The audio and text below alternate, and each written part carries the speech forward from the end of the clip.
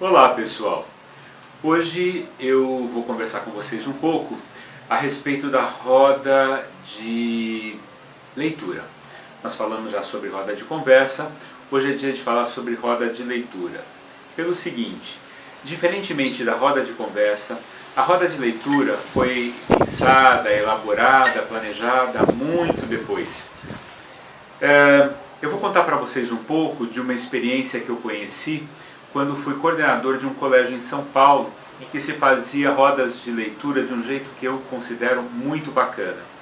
Vou falar de duas maneiras diferentes de fazer roda de leitura. A primeira se dava em salas de terceira série, hoje seriam segundo anos. Todos os alunos liam o mesmo livro.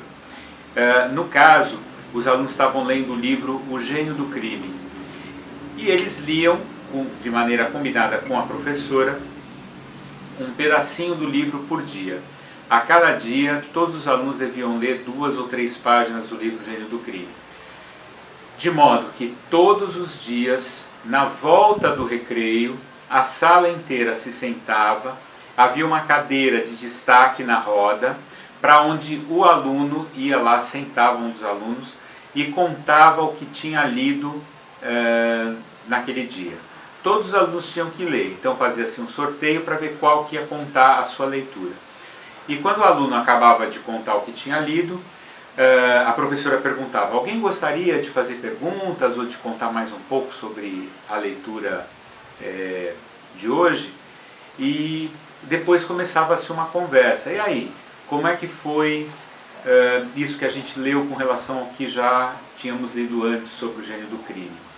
Eu estou contando sobre o Gênio do Crime, mas a leitura pode ser feita sobre diferentes assuntos, diferentes temas. Mas o mais importante é que seja sempre um livro inteiro, que toda a sala possa ter acesso. Seria bacana se a biblioteca tivesse livro para todo mundo, o que não costuma ser muito comum, mas numa sala de escola pública é possível, desde que pensado previamente, que no começo do ano se peça para que as crianças, vamos supor, se é uma sala de 30 crianças, que 5 crianças comprem um determinado livro, outras 5 um outro determinado livro e assim por diante, de modo que a sala tenha 6 livros diferentes para serem lidos. Então, ao invés de todos lerem o Gênio do Crime, 5 leem o Gênio do Crime, outros 5 podem ler, por exemplo, as histórias de Berenice, 5 leem outro livro e assim por diante. De modo que todos os dias, depois do recreio, durante pelo menos 15 ou 20 minutos, se monte uma roda de leitura, uma roda de literatura, se assim preferir. Na escola que eu estou me referindo, onde eu fui coordenador, o trabalho era muito interessante. Na volta do recreio, todas as salas, de primeira a 8ª série, ou seja, de primeiro a 9º ano, paravam e faziam uma roda de leitura na volta do recreio. Então você podia entrar em qualquer sala durante os 20, 25 primeiros minutos depois do recreio e estaria acontecendo uma roda de literatura. Essa é uma forma de fazer roda de literatura. A outra forma, quando a gente está falando das crianças pequenininhas, que ainda não sabem ler, não é? Das crianças da educação infantil, e mesmo também é possível fazer até com o 1º e 2º ano, é o seguinte: a gente ter os livros para que as crianças possam manusear e a professora, o professor, fazer uma contação de história para todos os dias depois do recreio, a partir daquela leitura que é feita com um livro previamente escolhido junto com a turma. Agora, tem aí algumas regras que são impecavelmente cumpridas pelo professor. Primeiro, é proibido pedir aos alunos que leiam algum livro se o professor não leu, não avaliou primeiro, não resolveu que é um bom livro. Segundo, o professor deve aprender a contar histórias. Como? Cada um tem o seu estilo, cada um tem o seu jeito.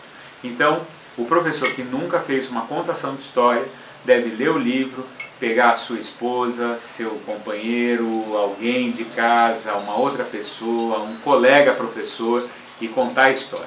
Terceiro, é muito bacana quando é possível combinar com outros colegas da mesma escola, aí não é uma regra obrigatória, mas depende de escola para escola, mas quando é possível combinar com alguém da mesma escola, para nesse momento fazer uma troca de professores. Por exemplo, estamos falando do terceiro ano, o professor do terceiro A vai nesse momento fazer a contação da história ou a leitura no terceiro B.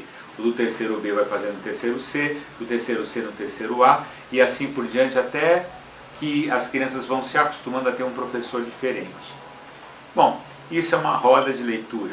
Depois, a partir das discussões, dos bate-papos que surgem da roda de leitura, é possível fazer um trabalho com desenhos a respeito do que se leu, um trabalho de ilustração, né, das leituras que se faz, nos livros que se faz, é possível fazer um trabalho de produção de texto, um trabalho específico de redação, enfim, aí vai da imaginação do professor.